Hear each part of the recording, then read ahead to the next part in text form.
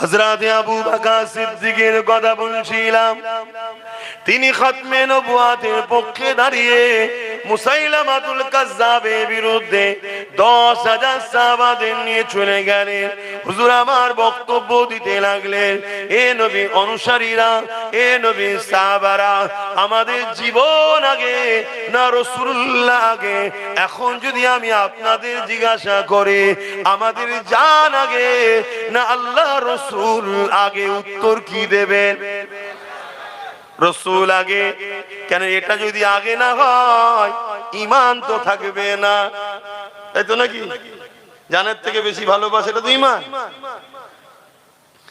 এ নওজওয়ানেরা, কিন্তু আমি বিশ্বাস করি আপনারা যারা বলছেন নবী আমাদের জানের থেকেও আগে, এটা সত্যই বলছে আপনারা।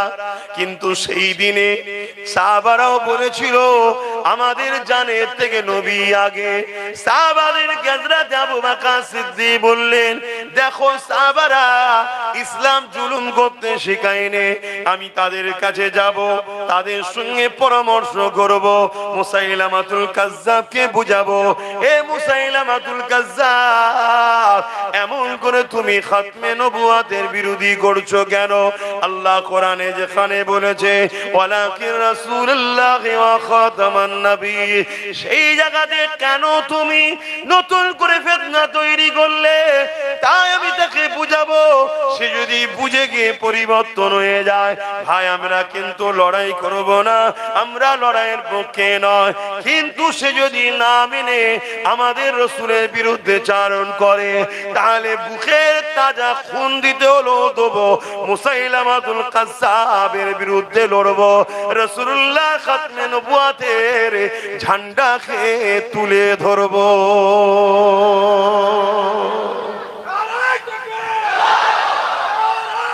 আল্লাহ, আজকেও যদি এমন দিন আসে আমরা 100 বার বুঝাবো, লড়াই নয়, যে অন্যায় হচ্ছে, জুলুম হচ্ছে, বন্ধ করো, জুলুম বন্ধ করো, 100 বার বুঝাবো। যদি না বুঝতে চায় জীবন দিয়ে হলো ইসলামের ঝান্ডাকে উঁচু করে ধরবো না, ধরবো না।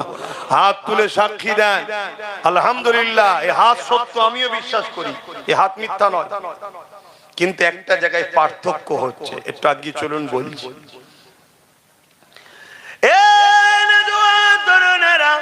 হযরত আবু বকর সিদ্দিক 10,000 সাহাবাদের নিয়ে যাচ্ছে। কেন 10,000 সাহাবাদের নিয়ে গেলেন? কেন? মুসাইলামাতুল কাজ্জাব ইসলাম বিদ্বেষ রাষ্ট্রগুণের সহযোগিতায় 90,000 সৈন্য নিয়ে বসে রয়েছে।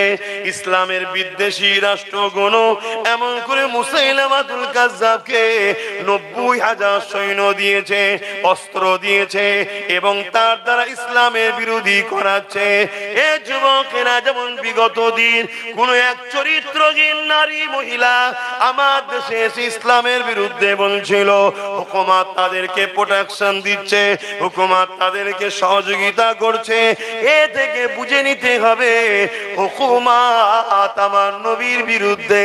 এই জন্য ইসলামের বিরুদ্ধে যে বলে হুকুমত তাকে বডিগার্ড দেয়, আর ইসলামের পক্ষে যে বলে কারো বিরোধী না করো, শুধু যদি নিজের ধর্মের পক্ষে দাঁড়িয়ে কথা বলে তাকে হুকুমত বন্দী করে, জুলুম করে। এ থেকে বুঝে নেওয়া দরকার এ হুকুমত আমাদের নয়। যেমন কিছুদিন আগে এই বাংলার জমিনে যখন ওয়াকফ আন্দোলন করতে যারা নেমেছিল, হুকুমত তাদেরকে কেস দিয়েছিল, জেল দিয়েছিল। তাদের মধ্যে থেকে একজন সিদ্দিক আকবরের খুন, নবী বংশের আওলাদ পীরজাদা নওশাদ সিদ্দিকীকেও জেল দিয়েছিল। বুঝে লিয়া সেদিনই দরকার ছিল এ হুকুমত আমার রাসূলের দ্বীনের পক্ষে নয়। এ দেখাচ্ছে হাতির দাঁত আলাদা, চিবাবার দাঁত আলাদা। এ সুযোগে রয়েছে ঠিক সময় আমাদের ডুবিয়ে দিয়ে। আজকে ডুবিয়ে দিল না, দিল না, এখন আবার চিটিংবাজি করতে বেরিয়েছে, আবার নতুন করে বুঝাচ্ছে চিটিংবাজি। শুনছেন তো নাকি? কিন্তু জীবনে কখনো ওই লোকগুলোকে মাফ করতে না যে লোক দুমুখ হয়, যে লোক দুমুখ হয় তাকে মাফ করতে নাই। এক, যে লোক বিশ্বাসঘাতক হয় তাকে কোনোদিন মাফ করতে নাই। ইসলামও বলেছে বিশ্বাসঘাতকের মাফ নাই। এবারে আপনারা যদি মাফ করেন আপনাদের কবর আপনারা নিজেরাই খুঁড়বেন। আবার কি, আমি আবার বলছি, দুদিক দিয়ে আমরা মার খাবো। এক আল্লাহর ঘরের জন্য মার খেতে হবে আমাদেরকে, তার ঘর সে বাঁচাবে, আমাদের পরীক্ষা নিচ্ছে। মনে আছে একবার ফিল্ম বাড়িয়েছিল আমেরিকা, ইনোসেন্স অফ মুসলিম, মনে পড়ছে কি? এটা ছিল আল্লাহর পরীক্ষা আমাদের জন্য। যারা ফিল্ম বার করেছে আল্লাহ তাদেরকে মিটিয়ে দিয়েছে না দেয়নি? সিনেমা হলটা ধ্বংস করেছে না করেনি? সেই কজনের ফাঁসি হয়েছে না হয়নি? তা ফিল্মটা বার করার আগেই হলে তো হলো, ব্রেনটা আল্লাহ যদি খারাপ করে দিত মিটিত না? না, যদি ওই ফিল্মটা না হতো লক্ষ কোটি মোমেন মুসলমানের ইমানের পরীক্ষা নেবে কি করে? এটা সিস্টেম তো, প্রক্রিয়া। এইগুলো দিয়ে আল্লাহ আমাদের ইমানের পরীক্ষা নেয়। আজকে আমাদের ইমানের পরীক্ষা শুরু হয়েছে যে বান্দা তোর জমির জন্য তো ঝগড়া করিস, তোর জায়গার জন্য ঝগড়া করিস, চাকরি বাকরির জন্য ঝগড়া করিস, এবার আমার মসজিদ মাদ্রাসার দুশ্মনী করছে, তোরা কি করিস দেখবি। কথা মাথায় ঢুকছে?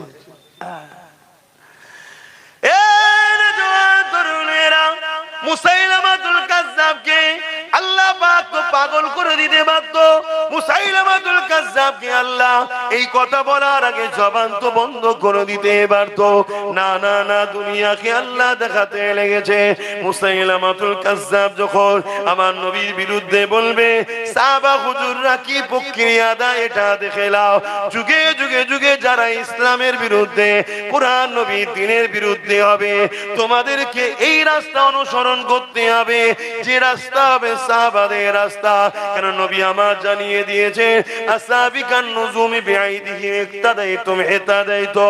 আমার নবী বলেছেন সাহাবা হুজুররা হলো আকাশে তারকারাজি নাই, যাকে ধরবে হিদায়াত পেয়ে যাবে। হযরত আবু বকর সিদ্দিক 10,000 সাহাবাকে নিয়ে মুসাইলামাতুল কাজ্জাবের বাড়ি চলে গেল। মুসাইলামাতুল কাজ্জাবের কাছে পৌঁছে গিয়ে বলতে লাগলো, হে মুসাইলামাতুল কাজ্জাব, আল্লাহ যেখানে কোরআনে বলছে ওয়ালাকির রাসূলুল্লাহ ওয়া খাতামান নবী, নবী আমার শেষ নবী, কেন আপনি মিথ্যাচার করলে? কেন ফিতনা তৈরি করলে? কেন সমাজে বিশৃঙ্খলা তৈরি করতে লেগেছে? আপনি পরিবর্তন হয়ে যান, তওবা করেন, কথাকে ইগনোর করে না। মুসাইলামাতুল কাজ্জাব আবু বকর সিদ্দিকের কথাকে শুনছে না। তিনি দেখতে লেগেছে আবু বকর সিদ্দিকের সঙ্গে 10,000 আর আমি মুসাইলামাতুল কাজ্জাবের সঙ্গে 90,000 সৈন্য রয়েছে। কারটা বেশি? 90,000 বেশি। মুসাইলামাতুল কাজ্জাব ভাবছে 10,000 90,000, এই সুযোগে আবু বকর সহ 10,000 সাহাবাকে মেরে দাও। ও জানে না যে কাদের সঙ্গে লেগেছে। এই 10,000-এর কাছে একটা পাওয়ার ছিল, সেই পাওয়ারটার নাম কি? জোরে বলুন। ঈমানটা কি? নবীকে জানের থেকে বেশি ভালোবাসা। আপনাদের কাছে আছে তো?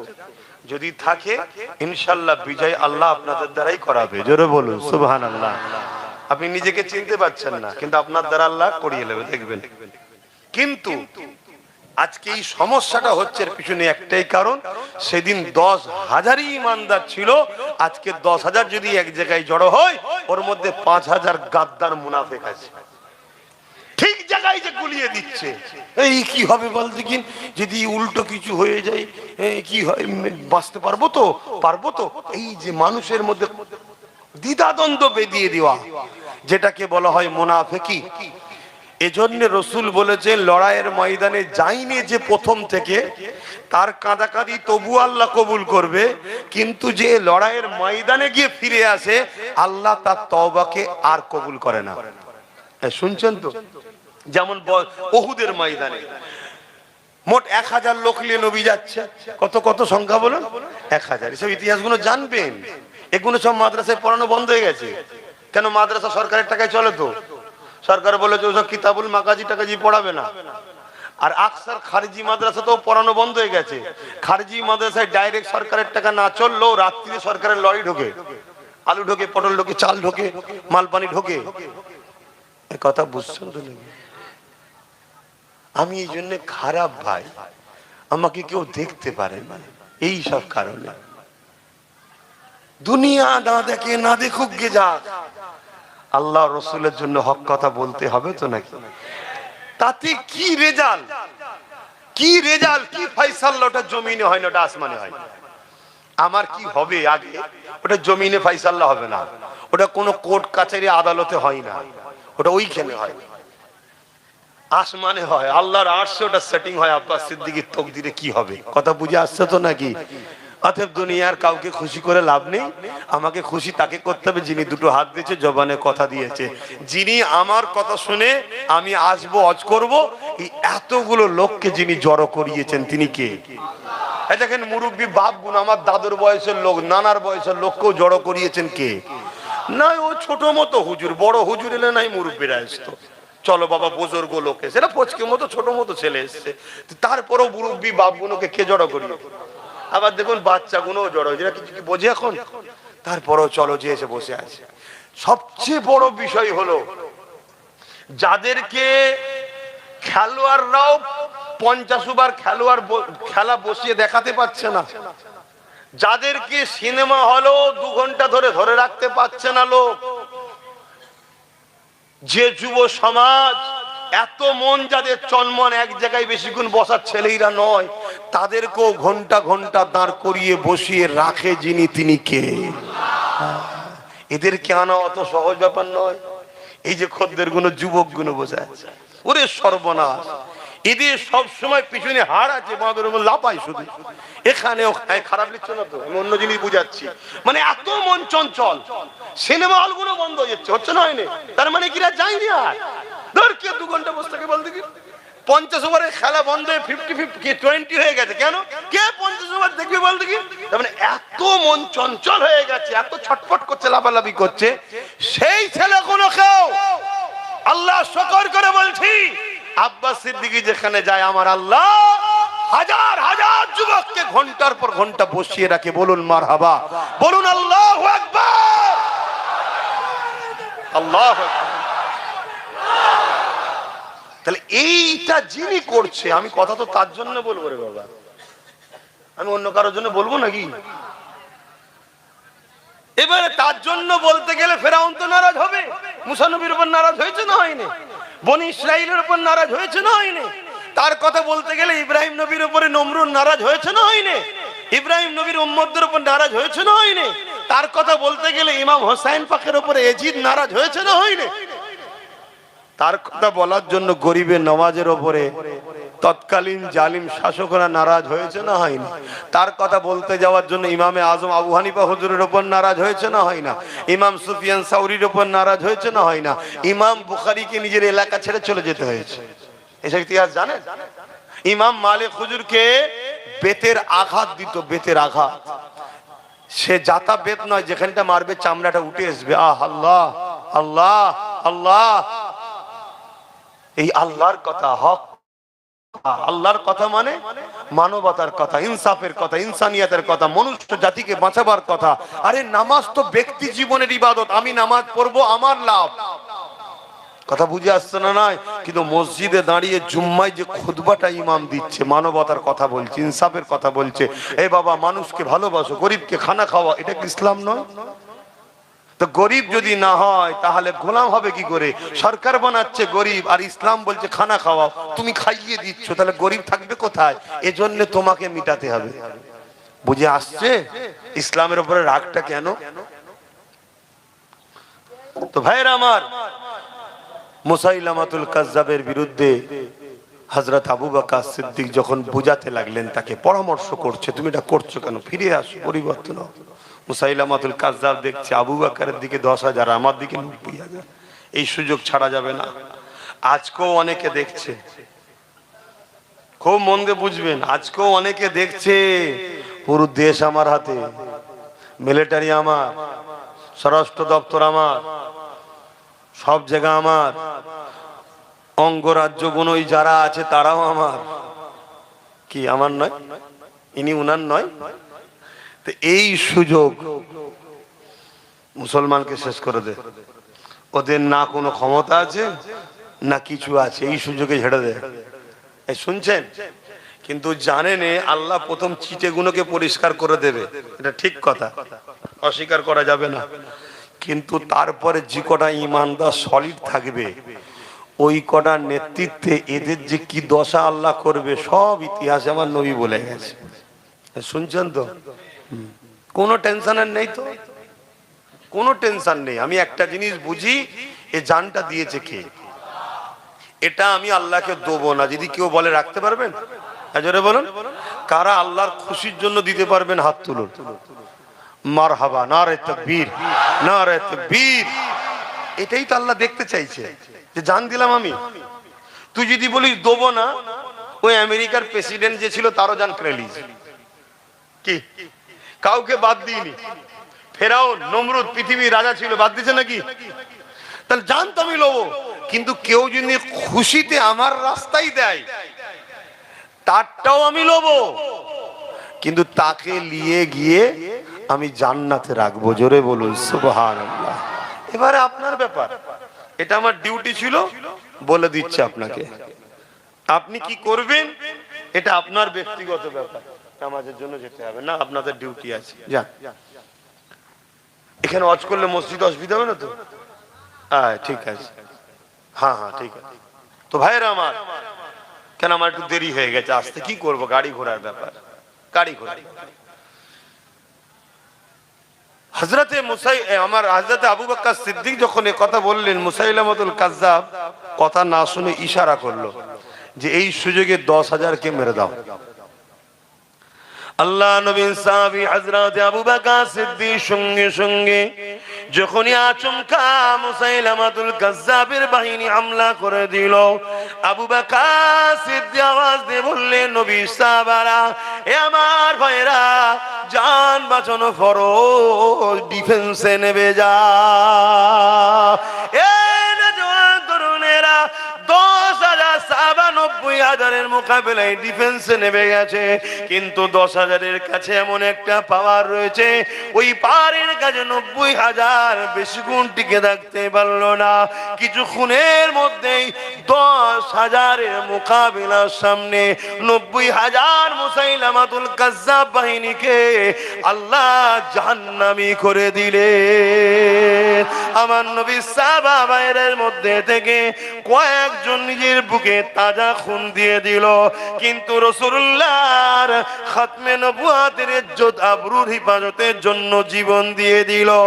এই নওজোয়ান তরুণেরা যারা আল্লাহ ও রাসূলের জন্য জীবন দেয়, তাদের মরতে দেরি হয়, জান বেরোবার আগে আল্লাহ পাক তাদেরকে জান্নাতটা দেখাতে লাগে।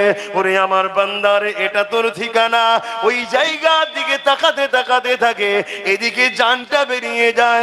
রাসূলুল্লাহ বললেন, পিঁপড়ে কামড়ালে জানা কষ্ট হয়, আল্লাহ রাস্তায় যারা জীবন দেয় এদের জান কবজের কষ্টটা পিপিলিকা কামড়ানো থেকে আরো কম কষ্ট হয়। আল্লাহু আকবার, ইয়া রাসূলুল্লাহ, আল্লাহু আকবার। আমার ইসলাম জুলুম করা শিখায়নি। আমরা কোন হিন্দুদের বিরুদ্ধে নয়, কোন আদিবাসী, সাঁওতাল, বাগদি কারো বিরুদ্ধে নয়। আমরা মুসলমান হোক আর অমুসলমান হোক, যারা আমার দ্বীনের বিরুদ্ধে, তাদের বিরুদ্ধে আমরা যুদ্ধও রাজি আছি, ঠিক না বেঠে? যদি মুসলমানও হয় তার বিরুদ্ধে যুদ্ধ করব, যদি আমার দ্বীনের বিরুদ্ধে হয়। তুমি আমার দিন মানুনি, সেটা তোমার বিষয়, তোমার সাথে আমার যুদ্ধ নেই। তোমার সাথে আমার মানুষ হিসেবে ভালোবাসা থাকবে, মানব বন্ধন থাকবে। তুমি ভাই আমার, তুমি বাপ আদম মা হাওয়ারই ছেলে মেয়ে। তুমি হিন্দু তো কি হয়েছে, আদিবাসী তো কি, সাঁওতাল তো কি হয়েছে, আমরা মানুষ, মানব বন্ধনে মিলেমিশে থাকবো, একসাথে কারবার করব, ব্যবসা করব, দেশ চালাবো, রাজনীতি করব, সব করব। তুমি আমার ধর্ম মানো তো কি হয়েছে, তুমি তোমার জবাব দেবে, আমি আমার জবাব দেবো। কিন্তু ধর্ম মানার নামেও যদি আমার ইসলামের বিরুদ্ধে কেউ কথা বলে, তাকে আমরা ছাড়বো না। তাহলে ব্যাপারটা বুঝে এসছে? আমরা কোন ধর্মের, কোন জাতি, কোন মানুষের বিরুদ্ধে আমরা কথা বলি না। ইসলাম কখনো কোন মানুষের বিরুদ্ধে লড়াই করেনি, ইসলাম লড়াই করেছে জুলুমের বিরুদ্ধে। বাকি যত ভুল আকীদা ছিল, আমার নবীর আখলাকে তারা নবীর দিবানা হয়ে গেছে। জোরে বলুন সুবহানাল্লাহ। ইসলাম যতবার রাসূল লড়াই করেছে জুলুমের বিরুদ্ধে, কেউ নারীকে জ্যান্ত পুঁতে দিচ্ছে, তার বিরুদ্ধে লড়াই করেছে রাসূল। কেউ গরিব ঘরে কৃত দাস দাসী কোমরে বেল্ট বেঁধে বাজারে নিলামে তুলছে, নবী যাদেরকে রুখতে চেয়েছে রোহেনে তারা নবীর উপরে হামলা করেছে, নবী ডিফেন্সে নেমেছে, যুদ্ধ হয়েছে। বদরের বুকে রাসূলুল্লাহ চলে এসেছে মদিনায়, মক্কা থেকে জোর করে মদিনার উপরে হামলা করতে গেছে, নবী বদরের ডিফেন্স করেছে। নবী ইসলাম কখনো কোনো মানুষের উপরে জুলুম করেনি। ইসলাম বলছে একটা যদি অসহায়ের উপরে কেউ হামলা করে, একটা মানুষকে কেউ যদি হত্যা করে, সে যদি নির্দোষ হয়, পুরো মানুষ জাতিকে হত্যা করার পাপ তার মাথায়, তার আমলনামায় লেখা হবে। তাহলে ইসলাম কত কঠিন বুঝতে পারছেন? অপরদিকে একটা কেউ যদি অসহায় মানুষকে সাহায্য করে, বাঁচায় মানুষ, নাস বলা আছে, মুসলমান বলা নেই, সে যদি হিন্দু হয়, আদিবাসী হয়, তাকেও যদি মানুষ বাঁচায়, আল্লাহ নবী বলছে, পুরো কোরআন বলছে পুরো মানুষ জাতিকে বাঁচাবার নেকি আল্লাহ তাকে দেবে। জোরে বলুন সুবহানাল্লাহ। কিন্তু আমাদের হাতে রাজ পাওয়ার না থাকার দরুন একদল মিডিয়া দিন রাত ইসলাম বিরোধী প্রচার করছে, একদল নেতারা দিন রাত ইসলাম বিরোধী প্রচার করছে। এটা 100 বছর ধরে চলে আসছে, আজকে শেষ স্টপিসে এসে গেছে, আমাদেরকে এবারে নির্মূল করতে চাইছে। এখনো কি নিজের পায়ে দাঁড়ানোর দরকার আছে না নাই? তা আল্লাহ একটু আমাকে বুঝিয়েছে, আমাকে আল্লাহ সেই হিকমত জ্ঞান দিয়েছে, আল্লাহরই হুকুম হয়েছে। তাই আমি আমার ভাইটাকে বলেছি, দেখ আমি তো দিনের প্রচার করি, আমি এই দিকে থাকি, তুই ওই দিকে থাক। এটা কি ভুল করেছিলাম?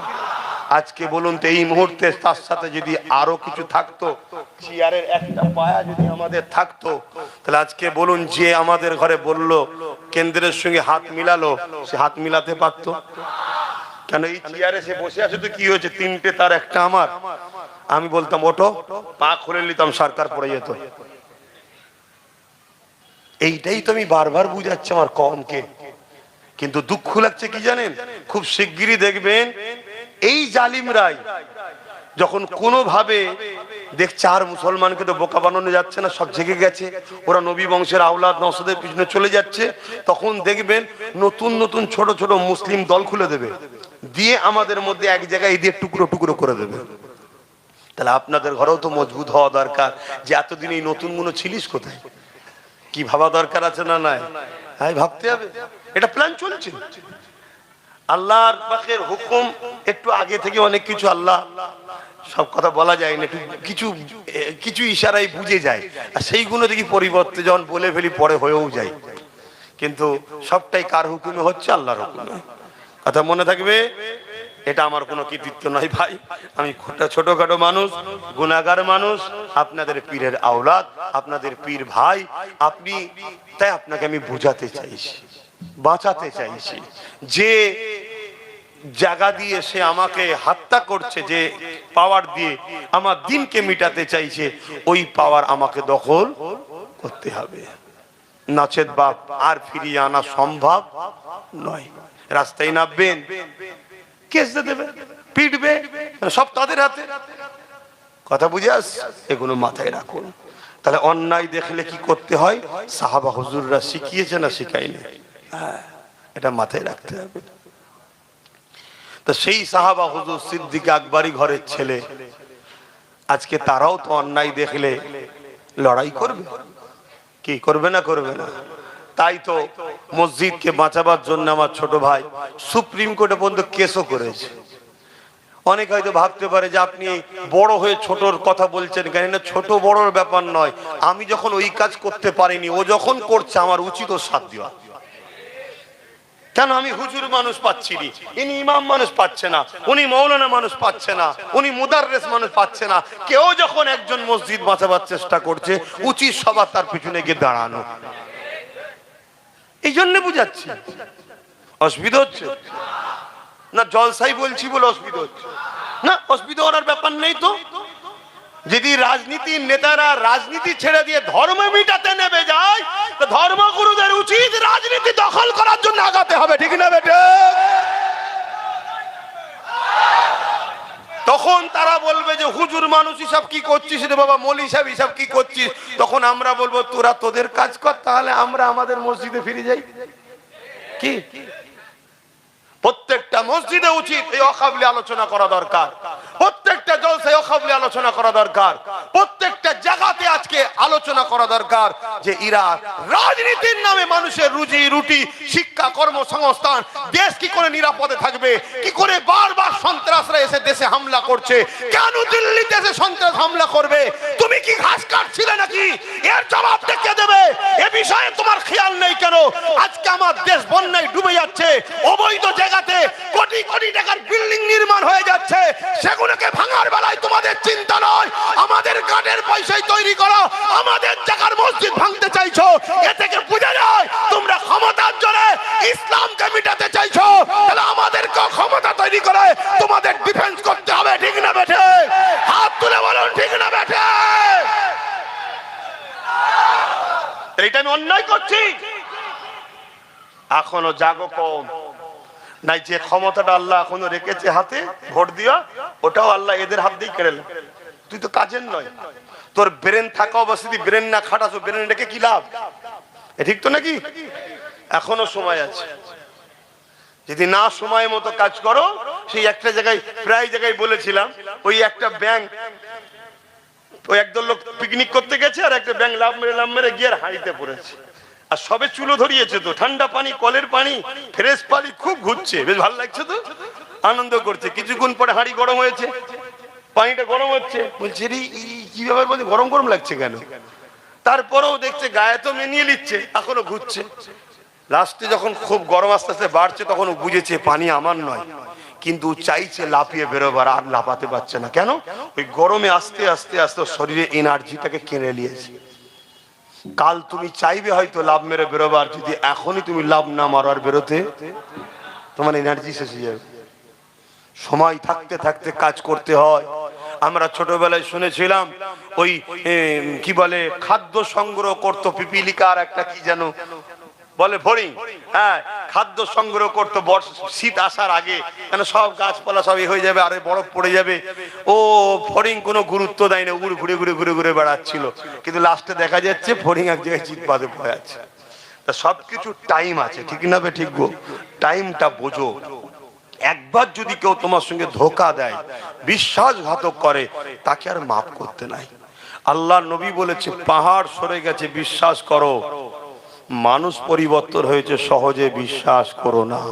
একটু দেখো, কথা বুঝে আসছে? একটু বুঝে বুঝে কাজ করো, বোঝার যদি হয় বোঝো। আসেন বাপেরা, আজ কথা বলছিলাম, ইসলামের যুগে যুগে হামলা হয়েছে ইসলামের ওপরে, যুগে যুগে আমার রাসূলুল্লাহ শানে গুস্তাখি হয়েছে, যুগে যুগে আল্লাহ বিদ্বেষী কথা হয়েছে, যুগে যুগে মাদ্রাসা মসজিদ গুলোকে ভাঙা হয়েছে।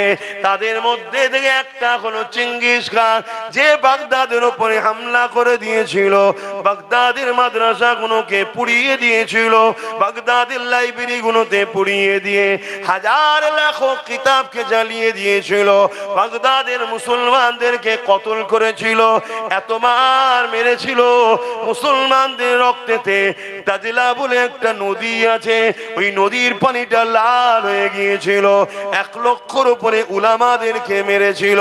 এ আমার ইমাম ভাইরা, এ আমার উলামা ভাইরা, মনে করছেন আমাকে তো বেশ মাইনে দিচ্ছে, আমাকে তো বেশ ভালোই সাথে রেখেছে।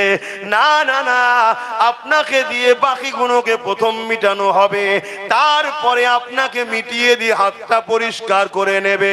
কারণ ইতিহাসের পাতায় আমরা অনেক শিখেছি গো, যারাই আইএস তৈরি করেছিল, এমন করে রোমকে টুকরো, এমন করে তুরুকে রাশিয়াকে টুকরো করবে বলে কাজ মিটে যাবার পর হাতটা ছেড়ে নিয়েছিল, তারা তখন নিজেদের ঘরে আবার খাতারনাক আরো তৈরি করে ফেলেছিল।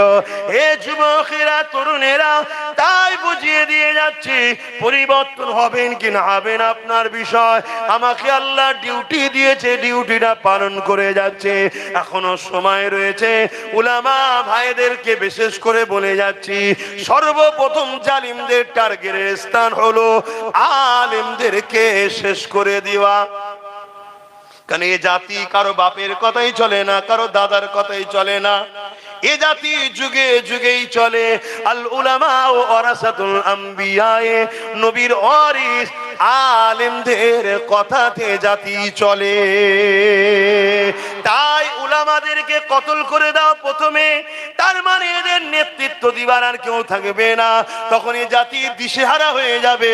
দিশেহারা যখন হয়ে যাবে, দুজন বলবে ডান দিকে চলো, চারজন বলবে বাঁ দিকে চলো, সামনে বলবে পাঁচজন চলো, পিছনে বলবে পাঁচজন চলো, নিজেদের মধ্যে টুকরো টুকরো টুকরো টুকরো হয়ে যাবে, লাস্টে নিজেদের মধ্যে মতনৈক্য হয়ে মারপিট হয়ে যাবে। আর এই যদি সবার মাঝখানে একটা উলামা থাকে, বাবারা এই দিকে চলো, সবাই তার সাথ দেবে না, দেবে না। এজন্য প্রথম উলামাদেরকে মারবে। আমাদের ইমাম মনীষা আলেমগুলো, হুজুর সাহেবগুলো ভাবছে আমাদের অসুবিধে নেই, গাড়ি পেয়েছি, আলো পেয়েছি, নিউ টাউনে ঘর পেয়েছি, হুতা বাড়ি পেয়েছি, এখানে জায়গা পেয়েছি, আমরা কোনো টেনশনে নেই। কি গো, আমার অসুবিধা হচ্ছে নাকি? কি দিন এসে গেল।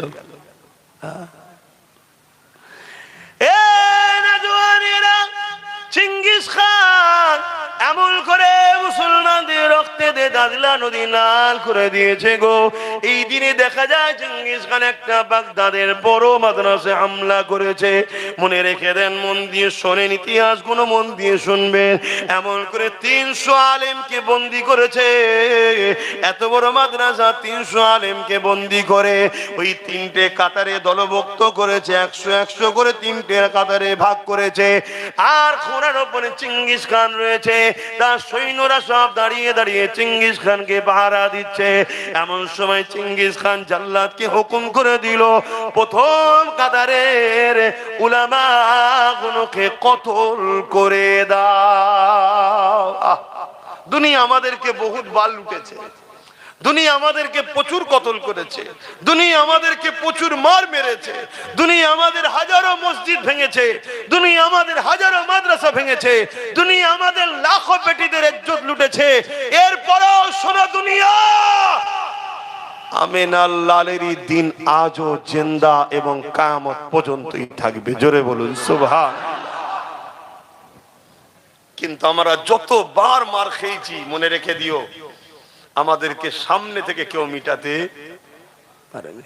ওই কাছের লোক পিছনে আঘাত করেছে, বন্ধু সেজে পিছনে আঘাত করেছে। দেখেন না, হঠাৎ করে এমন টাইমে আঘাত করলো যে সময়ে মানুষ এসআইআর নাগরিকত্ব থাকবে কি থাকবে না সেই নিয়ে পেরেশান, ঠিক সেই টাইমে পট করে দেখেন হাত তুলে দিল। দিচ্ছে না, দেয় কিভাবে ফাঁসালো দেখলে। এখন মানুষ কোন দিকটা যাবে, এটা ধরবে না ওটা ধরবে, দিশে হারা হয়ে গেছে। কিন্তু আমি আমার নাগরিকত্ব তুলে চিন্তা নেই, ও কবে জমা দিয়ে দিয়েছি, থাকবে কি থাকবে না, যাবে কি যাবে না, ওসব আমি চিন্তা করছি কেন? আমার আল্লাহ জমিন আমাকে পাঠিয়েছে, আমাকে যে সরাতে যাবে আল্লাহ তাকে জমিন থেকেই তুলে দেবে, আমি বিশ্বাস রাখি। কথা বুঝে আসছে না? না, কিন্তু আমার কাছে টেনশন, এটা আমার খোদার ঘরগুলো কি হবে, আজ এয়ারপোর্টের ভেতরে মসজিদটা কি হবে, আজ টাউন সিটি এলাকাগুলো যে বড় বড় সব কবরস্থান আছে, কোটি কোটি টাকা দাম, 50 বিঘে, 10 বিঘে, 15 বিঘে, 20 বিঘে, এক এক কাটার দাম 5 কোটি টাকা, 10 কোটি টাকা। এই দেখলেন না আপনাদের নিউ টাউনে আমাদের সরকার হিন্দু ভাইদের ধর্মস্থান করার জন্য জায়গা দিচ্ছে, 1100 কোটি টাকার জায়গা। কত টাকা? আর অপরদিকে হিটকোর ভেতরে মুসলমানদের নিজেদের দান করা অল্প জায়গা আছে, সেইটাকে রাজ্য সরকার চুরি করে হিটকোকে বিক্রি করছে। তাহলে এই চোর সরকার মসজিদের জায়গা চুরি করেছে। কথা বুঝে আসছে না? নাই। তাহলে এই মসজিদের পক্ষে না বিপক্ষে? আর এই কথা যখন নওশাদ বলছে, এরই দলের আর একজন নামধারী মুশরিক মুসলমান আছে যে নিজেকে হাজী বলে, হারামখোর, জাহান্নামের কুত্তা, তো জন্মের গন্ডগোল আছে। দেখ, সে আজকে নওশাদের বিরুদ্ধে বলছো নাকি বিজেপির কতদিন চামচাগিরি করবে।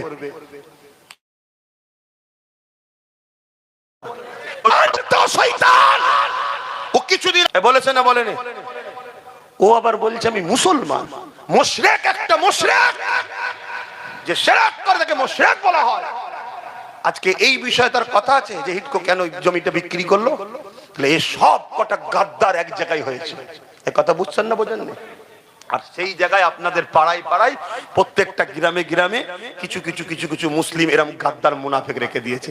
তাদের ঘরে পয়সা দিয়ে, অর্থ দিয়ে জজ, উকিল, ডিএম, পুলিশ, ব্যারিস্টার করেনি, মুসলিম এলাকায় গুন্ডা তৈরি করেছে। আর ওই গুন্ডাগুলো নিরীহ মুসলমান যখনই নিজের কওমের কথা, নিজের কথা, নিজের অধিকারের কথা, বাঁচার কথা বলবে, ওরা তখন এসে তোমার উপরে হামলা করবে, তোমার কাজ বন্ধ করবে, জুলুম করবে। এই বাঁচতে যদি চাও, নিজের এলাকার মুনাফিক সুরাতে কাঁটা যে আছে সেগুলোকে আগে পরিষ্কার করতে হবে। হয় সুধরে যা, আর নয় পরিষ্কার করতে যা। কথা বুঝে আসছো না? হ্যাঁ, আমি ওপেন বলে যাচ্ছি, কোনো অসুবিধা নেই। আমার তকদিরে খোদা যেটা লিখে রেখেছে সেটা হবে। আমি কারো ভয় করি না, কারো কেউ বেঁচে নেই, কারো ধার ধরি না। আজকে কোথায় যাচ্ছে এই নওশাদ বিজেপির চামচা? যে কটা নওশাদকে বিজেপির চামচা বলবে, ওই কটা জন্মের গন্ডগোল আছে, খেয়াল করে দেখবেন। হয় মসজিদের জায়গা ঝেড়ে খাই, না অকাপের জায়গা ঝেড়ে খাই, নাই নিজের কোনো অবৈধ এ করে বসে আছে, এরকম কোনো না কোনো ফিতনার মধ্যে রয়েছে। কথা বুঝে আসছে না? কত বড় শয়তানিরা আজকে মুসলমান দাবি করে। এরা আবার এই দেখেন আমাদেরকে এই মুখা বানাচ্ছে, এই দেখো মুসলমান তো, এই দেখো মুসলমান তো, এই দেখো মুসলমান তো। ভালো শিক্ষিত ভদ্র এডুকেটেড পারসন, ভালো মুসলমান, সমাজের পক্ষে, মানবতার পক্ষে মুসলমান, সেই মুসলমানকে কখনো তুলবে না। তুলবে সব 2 নম্বর দুগলা মার্কা গুন্ডাগুলোকে তুলবে। শুনছেন তো নাকি? এদেরকে চিনতে হবে। তা আমি আমার বাপকে, ভাইকে, মাকে, বোনকে চিনাবো না? চিনাবো না? জোরে বলে। অসুবিধা হচ্ছে আপনার? এটা আওয়াজ দিয়ে বলেন, অসুবিধা হচ্ছে? ভাইরা আমার, কি কথা বলছিলাম? চিঙ্গিস খান 300 আলেমকে কাতার দিয়েছে। 100 করে 300 আলেমকে কাতার দিয়েছে। দিয়ে একটার পর একটা আলেমকে, প্রথম কাতারে 100 আলেমকে কতল করার হুমকি দিল। একটার পর একটা ধারালো অস্ত্র চালাচ্ছে। ভাবো ভাবো, ধর থেকে কল্লাটা আলাদা হচ্ছে, ফিচকিরিতে রক্ত বেরোচ্ছে, চিঙ্গিস খান মজা নিচ্ছে কিভাবে আমাদেরকে মেরেছে। ইতিহাসের পাতায় একটা দেখাতে পারবে না ইসলাম কখনো কাউকে জুলুম করেছে। কথা বুঝে আসছে? রাজাই রাজাই লড়াই হয়, ওতে ইসলামের ব্যাপার নয় তো? এই রাজাই রাজাই লড়াই হলে ইসলামের ব্যাপার? যখন কোন মুসলমান ভালো কাজ করবে তখন সেটাকে প্রচার করবে না। কোন দলের গুন্ডা মার্কা মুসলমান যদি কোনো ভুল কাজ করে তখন সেটাকে হাইলাইট করবে, এই দেখো মুসলমান এই করেছে। কেন মুসলমান কি হলো? তো মুসলমান নয়, তো অমুক দলের লোক, অমুক দলের কথাই কাজ করেছে, ওটা তখন বলবে না। সেই ঘুরিয়ে আমাদেরকে ক্ষতি করো, ইসলামকে অপমান করো। তো ভাইয়েরা আমার, যুবক জাগো, যুবক ওঠো, ভাবো, বোঝো, বিরাট বড় ভয়ানক মেঘলা উঠেছে। শুধরে যাও যুবক। তোমার মাচানে আড্ডা দিবার জন্য তুমি আসনি, তুমি গান নিয়ে, মেলা নিয়ে, ফাংশন নিয়ে হই হই করার জন্য তুমি আসনি যুবক। ওই দিকে করতে গিয়ে তোমার কি হারাচ্ছে তুমি বুঝতে পারছো নি? কতদিন আগে বোম্বাই কি বলে বিহারে ভোট হয়ে গেল, যারাই 10,000 টাকা দিয়ে নেচেছে, ভোট দিয়েছে, তারাই এখন কাঁদছে, বলছে আরে 10,000 रुपया दिए थे हम जाके ভোট ডাল দিয়ে আজ हमारी घर तोड़ रहे। জিতার পরে তাদেরই ঘর ভেঙে দিচ্ছে। দেখেছেন তো নাকি? এগুলো দেখাবেন, সমাজকে একটু দেখান। যদি শেখে আমার কম 1,000, 2,000, 5,000 ভোট বিক্রি করবে, করো না, করো। আব্বাস সিদ্দিকী গেলে চিন্তা করতে হবে না। আব্বাস সিদ্দিকীর একটা আলাদা পাওয়ারের ব্যাপার আছে। কথা বুঝে আসছো তো নাকি? ইজা জুলজিলাতিল আরদু জিলজালাহা, বেশি পাকামু করবে ভূমিকম্প হয়ে পুরো কলিকাতাই শেষ হয়ে যাবে। এই কথা বুঝে আসছো না? না, ইজা জুলজিলাতিল আরদু জিলজালাহা, আল্লাহ কঠিনতম ভূমিকম্প পাঠাবে, কঠিন কঠিন ভূমিকম্প। আকাশ সমান বাড়ি করেছো, গরিবের রক্ত ঝেড়ে, এতিমের রক্ত ঝেড়ে, মানুষের পয়সা, সে মানুষটা হিন্দু হতে পারে, তারও পয়সা ঝেড়ে যদি কেউ বাড়ি করে তার উপর আল্লাহ লানত হবে। ও হিন্দুতে কি হয়েছে? স্রষ্টা তো সবার একজনই। তুমি স্রষ্টার সৃষ্টিকে জুলুম করে, তার জায়গাকে দখল করে, তাকে মেরে বার করে দিয়ে তুমি সেখানে আকাশ ছোঁয়া বাড়ি করেছো। খোদার গজব আসবে না? আসবে, খুব শিগগিরই আসবে। যাক, আমার মসজিদের জায়গা হিট করে ওখান থেকে লেলিচ্ছে, দেখছেন না? তো বাঁচাতে হবে না? বাঁচাতে গেলে ঐক্যবদ্ধ হতে হবে। পাশাপাশি যে পাওয়ারে লোহা কাটছে, জায়গা লিচ্ছে, ওই পাওয়ার দখল করতে হবে। ওই পাওয়ারের ভাগিদারি যে দেবে তার সাথে আমরা থাকবো, যে ভাগিদারি দেবে না তার সাথে আমরা ওই বলবে আমায় দাও আমি তোমায় রুখবো, আমায় দাও আমি তোমায় বাঁচাবো। বলেছিল না কলকাতার নামাজে দাঁড়িয়ে রেড রোডে, বিজেপির হাত থেকে আমি বাঁচাবো, পুরো দেশে আবার বলছে। মানে পাগলি যে কখন কি বলে বোঝা মুশকিল। বাঁচাবো, পুরো চিন্তা নেই। আর লাস্টে কি ফাঁসান ফেসে দিল। হ্যাঁ হাসুনি, কোন গর্তেই পড়ে আছো বুঝতে পারছো নি, হাসি বেরোচ্ছে তোমাদের মুখ দিয়ে। হ্যাঁ ওই রকম বললে হবে না। বাঁচাতে যদি সত্যিই চাও আসো বন্ধুত্ব করি, একসাথে পার্টনারে লড়াই করব। তোমারও থাকবে অংশ, আমারও থাকবে অংশ। তুমি বেশি লাও না, আমাকে 10% দাও না। কথা বুঝে আসছে না? ওই চেয়ারের একটা পায়া, ওই চেয়ারের একটা পায়ে যে ভাইটা বসে আছে, বসুক না। 3টে পায়া ওনার থাক না, একটা আমাদের থাক। উনি যদি বসে বলে দিল্লি যা, বলবো ওঠ পাটা খোল, পড়বে না পড়বে না? হ্যাঁ, তো এই পাওয়ারটার দরকার আছে না? না, এইটাই আমি বুঝাচ্ছি। আসেন বাপ জানেরা, মায়েরা, বোনেরা, এ নবী পাকের প্রেমিকেরা, চেঙ্গিস খান একটার পর একটা আলেমকে হত্যা করার জন্য হুকুম দিল। প্রথম কাতারে 100 আলেম দাঁড়িয়েছিল, দ্বিতীয় কাতারে 100, তৃতীয় কাতারে 100, মোট 300 আলেমের মধ্যে প্রথম কাতারে আলেমকে হত্যা করার ইজাজত দিয়ে দিল।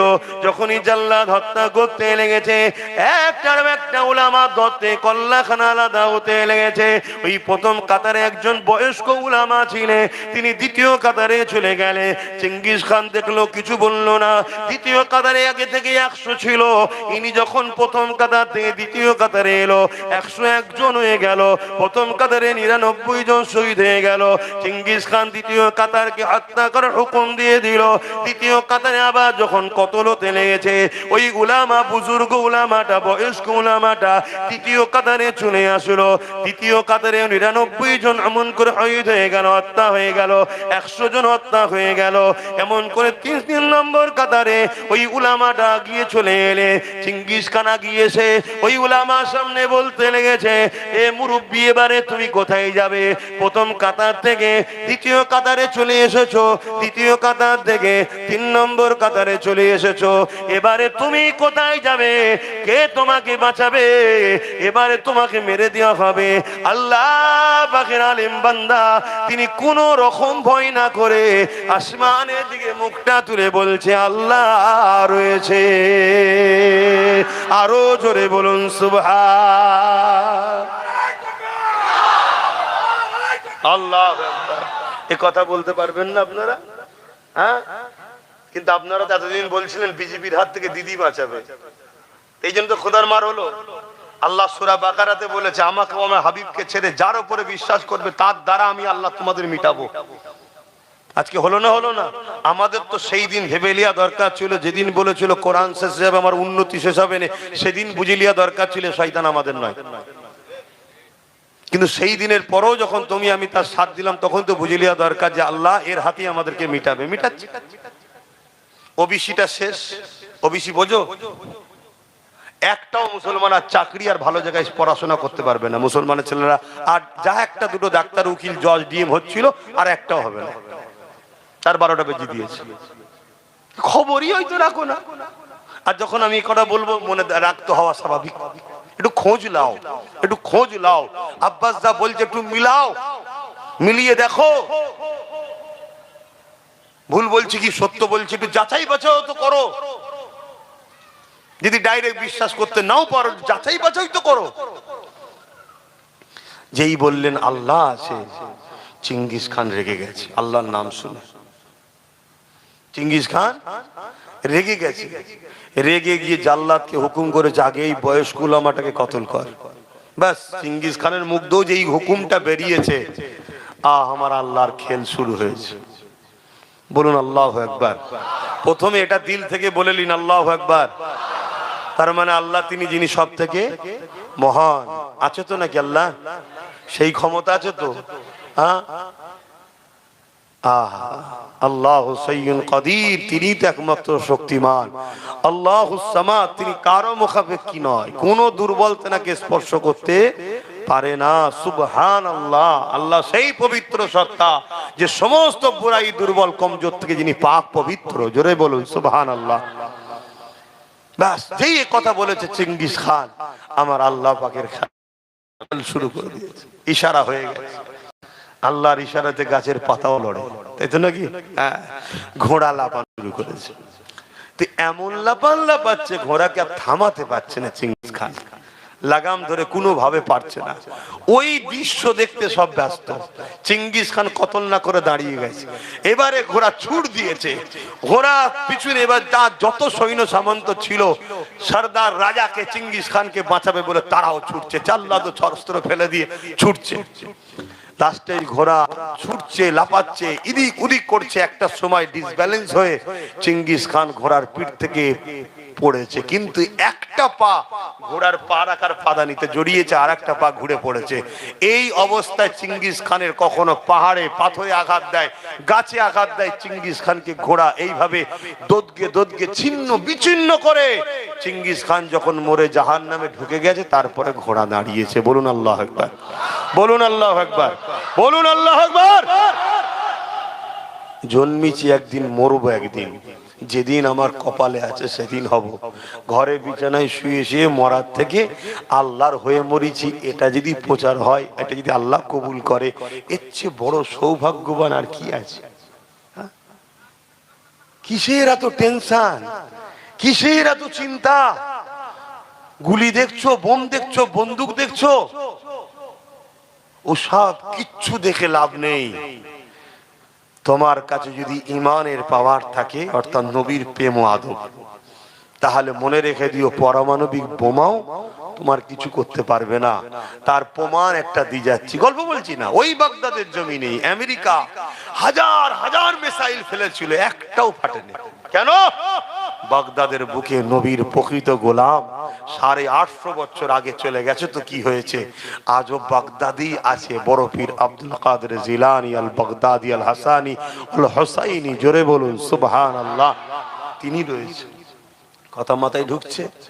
আল্লাহ দেখো কি পাওয়ার দিয়েছে। নবীকে ভালোবাসেন, নবীকে প্রিয়ার করেন। আমি ব্যবসা করব, কারবার করব, রাজনীতি করব, সে তার কি ধর্ম আমি দেখবো না, আমি রাজনীতি করছি, সে জনগণ ও দেশের সেবক হবে, করো, ততক্ষণ পর্যন্ত যতক্ষণ সেনা তোমার দিনের বিরুদ্ধে যাবে। কথা মনে থাকবে। এখানেই কেউ বলেছিল মাদ্রাসায় জঙ্গি তৈরি হয়, আমরা উপযুক্ত তাকে জবাব দিয়েছি, আলহামদুলিল্লাহ, ভালো কথা, ঠিক, এটাই তো দরকার। তবেই তো জালিমরা বুঝবে যে মুসলমানদেরকে ঘর দিউনি, চাকরি দিউনি, জমি দিউনি, টাকা দিউনি, বাড়ি দিউনি, সব দিউনি, ভয় দেখিয়েছো বিজেপি, তাও সব ঠিক আছে, কিন্তু যখন ইসলামের ব্যাপার হবে তখন মুসলমান ফেরাউন, নমরুদ, আবু জেহেল, উতবা, সাইবা কাউকে ভয় করে না। আজকের আমেরিকা হোক আর মোদি হোক, কাউকে ভয় আমরা করিনি। এটা প্রমাণ দেওয়া দরকার আছে না নাই? এটাই তো দরকার। আর যদি না হও, তুমি কোন জালিমের হাত থেকে তবুও লড়াই করে বাঁচতে পারবে, আল্লাহর আযাব থেকে বাঁচবে কি করে? কথা বুঝে আসছে? অসুবিধা হচ্ছে? ওরে বাবা, অনেক বেজে গেছে, অনেক বেজে গেছে, তো থাক, এই পর্যন্তই থাক না। আমি একটু সালাম দেবো, তারপরে একটা ছোট্ট কথা বলবো। আমি বলেছি টিএমসি কে ভোট দেওয়া হারাম, শুনেছেন আপনারা? শুনেছেন? আমি কিন্তু ওইটুকু কথা বলিনি, ওর পরে অনেক কথা আছে, ওর আগেও অনেক কথা আছে, মুনাফিকরা কেটেছে।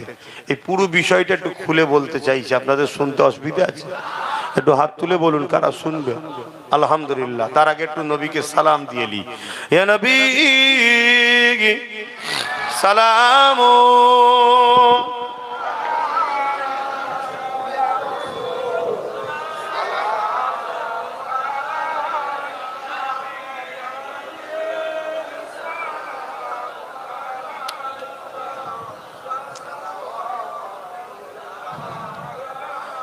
طلع البدر علينا من شنيات الوداع وجب الشكر علينا ما دعا لله আহিদাই। ইয়া নবী সালাম, ইয়া রাসূল, ইয়া হাবিব সালাম। সালাবাতুল্লাহ কঠিন হাসরের দিনে কি আছে মোদের কপালে গুনাহগার উম্মাত আপনার লইবেন সঙ্গে মাহশরে ইয়া নবী সালাম ইয়া রাসূল ইয়া হাবিব সালাম সালাবাতুল্লাহ। একটা কথা মনে পড়েছে, একটু বলি, মন দিয়ে শোনে। আপনারা আমার বাপ সমতুল্য, ভাই সম, দাদা হুজুরকে ভালোবাসেন তো? আমাকে সন্তানের মতো, ভাইয়ের মতো ভালোবাসেন তো? আচ্ছা বলুন, আমরা ধরুন একটা গ্রুপ 50 জন কি 100 জন, শুনছেন তো? 50 জন কি, আরে আমাদের কারিমুল্লাহ ভাই যে, তোমার এখানে দাওয়াত আছে, বসো, আসো এদিকে, আসো এদিকে চলে আসো। শুনছেন তো নাকি? বলবো না, ছেড়ে দেবো? একটা জায়গায় ধরুন আমরা 100 জন লোক আছে, শুনছেন? 100 জনের লোকের মধ্যে থেকে কেউ কোনো ধর্মস্থান তৈরি করছে, শুনছেন? তখন সে সাম্প্রদায়িক হচ্ছে না। আর একজন কেউ মসজিদ করতে যাচ্ছে, অমনি সাম্প্রদায়িক হয়ে গেল। তাহলে তখনই বুঝে লিয়া দরকার, এরা ইসলাম ও মুসলমানকেই সাম্প্রদায়িক মনে করে। সে ভুল করছে কি ঠিক করছে, আমি পক্ষে বিপক্ষে যাচ্ছি না, কথা বুঝে আসছে? সে সময় হলে আলোচনা হবে। কেন অনেক কিছু দেখতে হয়, কেন বিগত দিন যখন কোনো লোক দেখি এক জায়গায় দাঁড়াতে পারে না, তার বিষয়ে কথা বলতে গেলে একটু ভেবে ভেবে বলতে হয়। তার আমি পক্ষে বিপক্ষে যাচ্ছি না। আমার বক্তব্য, তুমি করছো একটা ধর্মস্থান, আর একজন কেউ যদি করে অমনি সে সম্প্রদায় হয়ে গেল। এটা দেখে শিক্ষা নিতে হয়। আমার কম, এটা দেখে শিক্ষা নিতে হয়। আজ কাউকে কোনো বাহানায় লাথি মারা হচ্ছে, কালকে তোমাকেও কোনো বাহানায় লাথি মারা হবে। যার জন্য চুরি করলে, যার জন্য লড়াই করলে, যার জন্য কেস খেলে, যার জন্য মার্ডার করলে, যার জন্য জাহান্নামের দরজায় পৌঁছেও গেছো, শুধু ঢুকতে বাকি। এই বুঝাবার জন্য বলছি, মানে এত খারাপ দিকে চলে গেছে। সেই তোমাকে একটা বাহানাতে বলছে ব্রো, কেন? ও যদি বেরো বল, তাহলে তো তোমারও কাজ যেটা নয় তুমিও সেটা করছো, তোমারও তো বলা দরকার ব্রো, কিন্তু না, আমি মালিক, আমি যা কিছু করবো। কথা বুঝে আসছে না? নাই, এইটা একটা বোঝা দরকার। তো যাক, আমি পক্ষে বিপক্ষে যাচ্ছি না, পক্ষে বিপক্ষে যাচ্ছি না, আমি এই বিচারিতাটাই যাচ্ছি যে মসজিদ, মাদ্রাসা, কবরস্থান, ঈদগাহকে এত ঘৃণা কেন, আমি এই বিচারিতারাই যাচ্ছি। কথা বুঝে আসছে? অথচ সংবিধান বিরোধী কাজ হচ্ছে দেশের জনগণের টাকায় ধর্মস্থান করা, আর কেউ কারো বাপের টাকায় করছে। আমি আবার বলছি, সে ঠিক করছে কি ভুল করছে তর্কে আমি যাচ্ছি না। ও সময় এলে আমি বলবো, কেন আগে দেখি না রে বাবা, দেখি না, আগে হোক না, দেখি, তারপরে তার কথা কি হয়েছে না হয়েছে পরে সব ভাবা যাবে কোনি। তো যাক, আমি একটা কথা বলতে চাইছি। অ্যাকচুয়ালি ব্যাপারটা আমি কি বলেছি জানেন? রসুল বলছেন অন্যায় দেখলে হাত দিয়ে রোকো। অন্যায় দেখলে, এই কমিটি, ক্যামেরাম্যান, যদি কাটো আগেরটা আলাদা কাটবে, এটা আবার আলাদা কাটবে, একসাথে করে দেবে না, তাহলে মানে উল্টো হয়ে যাবে। না সব আমার সব রয়েছে, সব যন্ত্র সব কেটে কুটি সব ছড়িয়ে দিচ্ছে। কথা বুঝে আসছে? এতে কেউ আমার ভালো করছে, কেউ আবার, আর বলছি না, অনেক কিছু করে ফেলছে। তো যাক, এমন কিছু করো না সমাজ যাতে ভুল মেসেজ না পায়। আমি সেই কাজের কাজই নয়, তুমি আমাকে আসামি করে দিলে, তুমিও পাপী হবে। তা ইসলাম বলছে অন্যায় দেখলে হাত দিয়ে রোকো। আমার রসুল বলছেন, মুসলিম শরীফের হাদিস, মানবেন না নবীর কথা? নবীর কথা যে মানে না, সেই ইমানদার না কাফের? হাজারে বলেন, পুরো তো টাটকা কাফের, কোনো টেনশন নেই। আবার কাফের বললেও অনেকে আবার অ্যালার্জি হয়, অনেকে আবার এরকমও বলে কোরআন হাদিস আল্লাহ নাকি কাউকে কাফের বলেনি। কত বড় তুই মূর্খ, নিজে থেকে ধরাতে দিচ্ছিস, পাগল, একটু চুপচাপ থাক না। বড় গোল জামা লেগে দিলেই মনে হয় যেন হুজুর। চুপচাপ খেয়ে বীর পালা, বেশি কথা বলতে যাসনি, এক্ষুনি ধরে ফেলবে সাধারণ লোক যে মূর্খ রে, কোন হাতে খেতে হয় সেটাও জানে না, দরজা বন্ধ করে খা, নাই ধরা পড়ে যাবে। তো কথা যাই হোক, তা মুসলমানকে মুসলমান বলতে হয়, মোমেনকে মোমেন মুসলমান বলতে হয়, মুনাফিককে মুনাফিক মুসলমান বলতে হয়, মুশরিককে মুশরিক বলতে হয়, কাফেরকে কাফের বলতে হয়, ভালোকে ভালো বলতে হয়, চোরকে চোর বলতে হয়, ডাকাতকে ডাকাত বলতে হয়, ওলিকে ওলি বলতে হয়, মুফতিকে মুফতি বলতে হয়, আলেমকে আলেম বলতে হয়। আমাকে কেউ যদি বলে হাফেজ আব্বাস সিদ্দিকী, আমি হাফেজ, তাহলে চিটিংবাজি হবে না? তা হাফেজকে হাফেজ বলতে হবে, ঠিক তো নাকি? যার যেটা থাকে সেটা বলতে হবে তো, না কি বলবো? কাফেরগিরি কাফের না বলে কি বলা হবে? দাদু বলবেন নাকি? না না না বলবেন, কি বলবেন? কাফেরই তো বলতে হবে। আমি তো সবাইকে বলছি না, যে কুফরি করে সে কাফের, যে কুফরি করে, যে রাসূলের কথাকে অস্বীকার করে, অবিশ্বাস করে, অমান্য করে, খিল্লি করে, তুচ্ছ তাচ্ছিল্য করে, সে তো কাফের। দাদা হুজুর ওসিয়তনামা আছে, দাড়ি টুপি জুব্বা পাগড়ি, কেউ যদি তুচ্ছ তাচ্ছিল্য করে সে কাফের। টুপি পরে না, কেউ বলতে পারবে নাকি ছেলেগুলো কাফের? এই যাদের মাঝে টুপি নেই এরা কাফের, কেউ বলতে পারবে না? কিন্তু একজন যদি টুপি কেলে তুচ্ছ তাচ্ছিল্য করে, ওই দেখলেন না, এই সামনে রোজার মাস আসবে, কত দেখবেন সারা দিন পেট মুটা করে খেয়েছে হারামখোর, আর মাথায় টুপি দিয়ে গিয়ে বসে, এই টুপিকে নিয়ে খিল্লি করা হচ্ছে না, হয় না? দাড়ি টুপি জুব্বা পাগড়িকে তুচ্ছ তাচ্ছিল্য করলেই কাফের হয়ে যাবে। দাদা হুজুর ওসিয়তনামা দেখে নেবেন, ওইদিকে আমি যাচ্ছি না। আমি যেটা বলবো, কেন আমার ভাই এসেছে, সে একটা সম্মানীয় ব্যক্তি, আল্লাহ তার ইজ্জত দিয়েছে, সেও মানুষের কাছে দিনের কথা বলে, মাঝে মাঝে একটুখানি কড়া বলে ফেলে, বলে ফেলার জন্য অনেকে আবার পিছনেও লেগে যায়। কথা বুঝে আসছে, এটা হয়। তবে আমি ভাইকে সবার সামনে বলবো, হক কথা বলতে হবে। তবে আবার ইসলামী বলেছে মুক্তাদায়ে হাল বুঝতে হয় এবং হিকমার সাথে বলো। কথা বুঝে আসছে? হিকমার সাথে বলো। অতএব এটা একটু খেয়াল রাখা দরকার। যাক, আমি ওদিকে যাচ্ছি না, আমি যেটা বলছি সেটা, তোরা গজলের পিছনে পড়ে আছিস, আমি যেটা বলছি সেটা শোন। বেঁচে থাকলে অনেক গজল শুনবি, ইসলাম থাকলে অনেক গজল শুনবি। কালকে জলসা করতে পারবি, কি মানে আছে?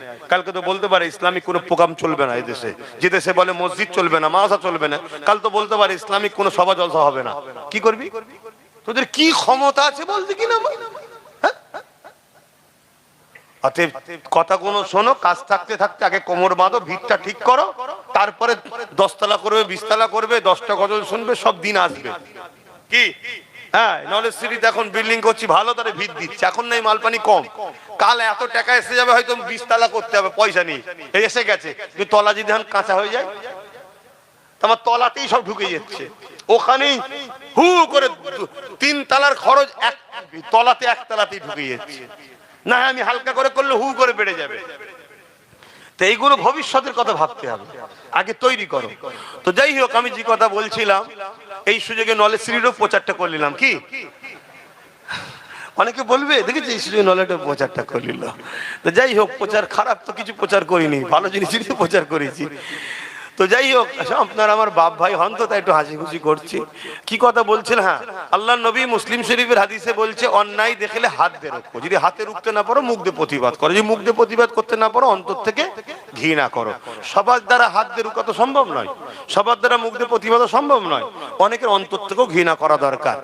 কিন্তু রাসূল অন্তর থেকে ঘৃণা করার পরে বলছে, ঘৃণা যারা অন্তর থেকে করবে এদেরও ঈমান আছে, কিন্তু দুর্বল। এ ক্যাটাগরির ঈমান হাত দিয়ে প্রতিরোধ করা, অন্যায় দেখেছে হাত দিয়ে রুখে দিয়েছে।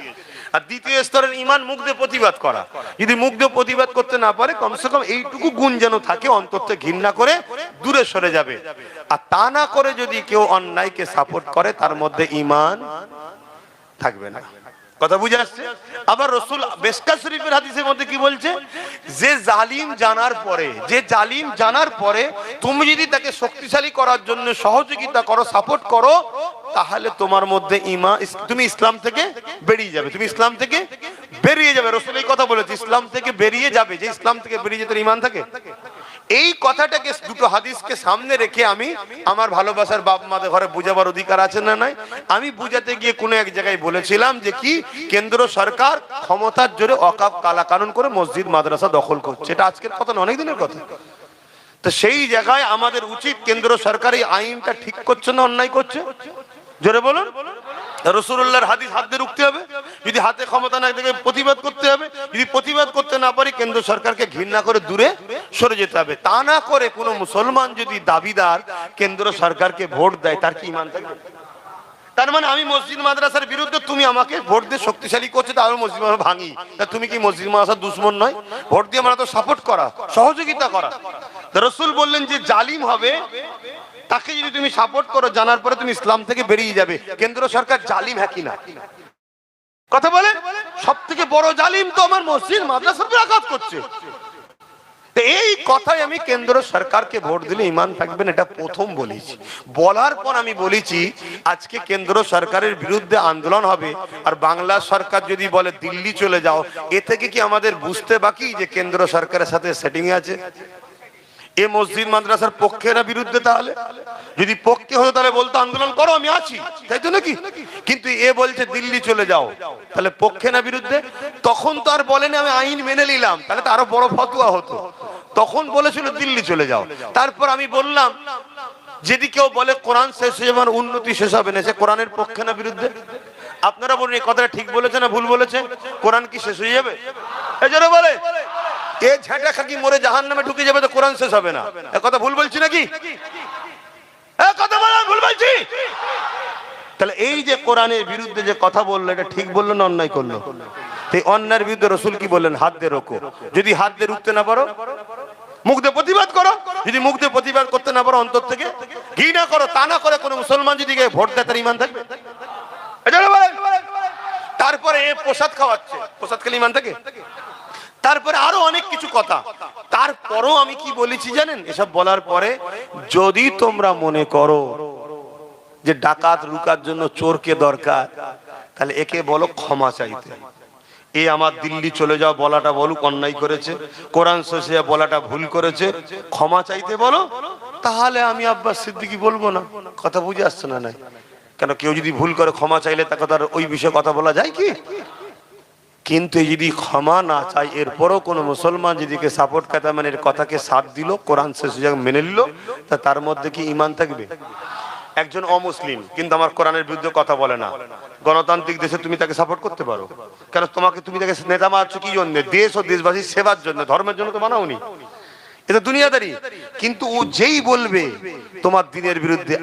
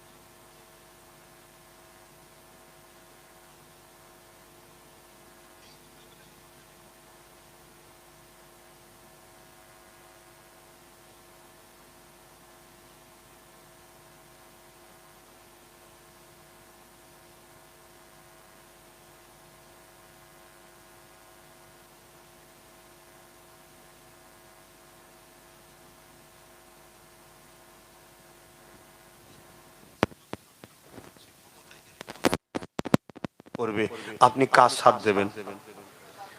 জোরে বলুন, কার সাথ দেবেন? আজকে আমরা চোখের সামনে দেখছি কেন্দ্র সরকার মসজিদ মাদ্রাসা মিটাচ্ছে, তার 7 রাজ্য সরকার দিচ্ছে। আবার চোখের সামনে অপর দিকে দেখছি নবী বংশের একটা ছেলে সুপ্রিম কোর্টে মসজিদ মাদ্রাসাকে বাঁচাবার জন্য কেস করছে, রাস্তায় আন্দোলন করে মসজিদ মাদ্রাসার জন্য জেল খাটছে। এই জায়গায় দাঁড়িয়ে থেকে তার সাথ দেওয়া দরকার আছে না? না, আমার সঙ্গে কারা একমত হাত তুলে দেখান। এই কথা তো একমত নাকি? হাত নাবান, কথা ক্লিয়ার, শেষ।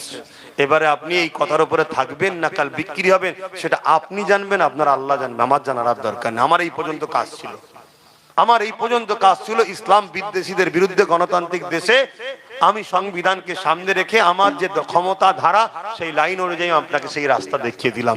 যে ক্ষমতায় আমার মসজিদ মাদ্রাসা মিটিয়েছে ওই ক্ষমতায় আমাকে ফিরে আসতে হবে। আজকে আমি প্রায় জায়গায় বুঝাচ্ছি, আপনাদেরকেও বুঝাচ্ছি, আমি আপনি ওর পাশে থাকবো। ও কি করছে? ও দলিতদের কাছে যাচ্ছে, দলিতদের যে বুঝাচ্ছে ভাই মার তো তোমরাও খেচ্ছ আমরাও খেচ্ছি, যেখানে তোমরা বেশি তোমরা দাঁড়াও, আমরা মুসলমান 15-20% তোমাকে সাথ দেবো। যেখানে আদিবাসী বেশি ভাই আদিবাসী ভাইয়েরা তোরা দাঁড়া, আমরা মুসলমান তোদেরকে ভোট দেবো। যেখানে মতুয়া বেশি, আমরা তো একদিন জানতাম মতুয়ারা আমার দেশের লোক, যাদেরকে বিগত সরকাররা অনেক কলোনি এটা সেটা অনেক কিছু করে দিয়েছিল, আমাদের দেয়নি, তাদের দিয়েছিল, দিয়েছে না দেয়নি। আজকে সেই মতুয়া ভাইয়েরা তাদেরকে ছেড়ে দিয়ে এর পিছনে ছুটেছে, ছুটে আজকে কি পেলো? তারা যে বাংলাদেশি আজকে আমরা জানতে পাচ্ছি। কি পাচ্ছেন না পারেন না? কিন্তু আজকে তাদের উপরেও তো বিপদ নাকি? তা এই নওশাদ যে তাদেরকেও বুঝাচ্ছে ভাই তোমরা যেখানে বেশি তোমরা দাঁড়াও, আমরা মুসলমান তোমাদের সাথ দেবো। ঠিক তেমনই যেখানে আমরা মুসলমান বেশি আমরা সেখানে দাঁড়াবো, তোরা আমাদের সাথ দে। এইভাবে যদি আমরা মিলেমিশে থাকি তাহলে কোনো জালিম এই গরিবদের ঘরে শেষ করতে পারবে? তাহলে ঠিক এইভাবে যেটা আমার দেশের সংবিধান, সংবিধানের 28 নম্বর ধারাতে যে যা ধর্ম চর্চা করবে, ধর্মস্থানকে তারা দেখবে, এতে সরকারের হস্তক্ষেপ নাই। সরকার ধর্মস্থান আঘাতও করতে পারবে না, সরকার ধর্মস্থান বানাতেও। এটা কি বলছে? সংবিধান বলছে। ও সংবিধানের বিরোধী করছে, এও সংবিধানের বিরোধী করছে। তাহলে একদিকে যেমন আমার ধর্মের উপরে আঘাত, অপর দিকে এরা দেশেরও বিরুদ্ধে। তো এই জায়গাতে আব্বাস সিদ্দিকী যা গুটি কত কথা বললো একদম দিল থেকে বলবেন, আমি কারোর উপরে জুলুম করব না, কিন্তু আমার জানা দরকার আপনারা আমার উপরে কেউ কষ্ট পেলেন, কেউ নারাজ হয়েছেন, তাহলে আপনারা আমার সাথে আছেন তো? আমার মতে একমত তো নাকি? তাহলে আগামী দিন একটা জায়গায় আমি ডাকবো, একটু মাথা দেখানো দরকার আছে, একটা ভিড় দেখানো দরকার আছে, অকাবের স্বার্থে এটা দরকার আছে। চেষ্টা চলছে, যদি আল্লাহ মিলিয়ে দেয় ব্রিকেটে আপনারা ঘাটের পয়সায় যেতে হবে। কিন্তু যার তার কথা শুনে চলে গেলে হবে না। আপনারা প্রতি শুক্রবার দিন আমি লাইভে বসি, ফিরিজাদা এমডি আব্বাস সিদ্দিকী বলে একটা ফেসবুক পেজ আছে এবং PABS বলে ইউটিউব চ্যানেল আছে, ওতে আমি লাইভও প্রচার করব। অমুক দিন অমুক টাইমে অমুক জায়গায় ব্রিকেটে হচ্ছে, যদি আল্লাহ মিলিয়ে দেয় আপনাদেরকে জানাবো, আসবেন বলুন ইনশাআল্লাহ। কেন? যত মাথা বাড়বে জালিম তত ভয় খাবে। কথা বুঝে আসছে? আমাদের মধ্যে যারা দুর্বল আছে তারাও তখন চাঙ্গা হয়ে যাবে, ঠিক না বেটি? হ্যাঁ, আর চিন্তা নেই, আমার ভাই আছে। কি কিছু মানুষ আছে দুর্বল, আমি এখান থেকে খুলে আওয়াজ দিচ্ছি আমার প্রত্যেকটা ভাইকে একজন ধর্মগুরু হিসাবে, আমি কোনো রাজনীতির নেতা হিসাবে কথা বলছি, ধর্মগুরু হিসাবে আসো ভাইরা, যাদের জন্য লড়াই করছো তারা তোমাদেরকে এক ক্রিমিনাল বানাচ্ছে, সমাজ বিরোধী বলে প্রমাণ করাচ্ছে, তোমার ধর্মকে শেষ করছে, আগামী দিন তোমাকে প্রয়োজন হলে ছেঁটে ফেলে দেবে, যেমন অনেককে ফেলে দিচ্ছে, তোমাকেও কাল দেবে। তাই চলে আসো ভাই, চলে আসো, ঘরের ছেলে ঘরে চলে আসো। আসো আমরা আদিবাসী দলিত মতুয়াদের সঙ্গে বন্ধুত্ব করি, করে যার যেখানে সংখ্যা বাড়ি সে সেখানে থাক, যার সংখ্যা অনুপাতে ভাগিদারি। বাবা সাহেব বলেছে এই রাস্তায় আমরা চলবো। শেষ কথা, কেউ যদি বলে যে হুজুর সব ঠিক আছে, জলসাতেই সব কথা বললেন কেন, তাকে একটাই কথা বলবো, আগে গিয়ে ওই নেতাগুলোকে বোঝা যারা রাজনীতিতে চাকরি শিক্ষা কর্মসংস্থান না দিয়ে ধর্মের বিরুদ্ধে লাগছে, ওদেরকে বোঝা যে তুই রাজনীতি করছিস, রাজনীতি কর, ধর্মলে মাথা দিস না। তাহলে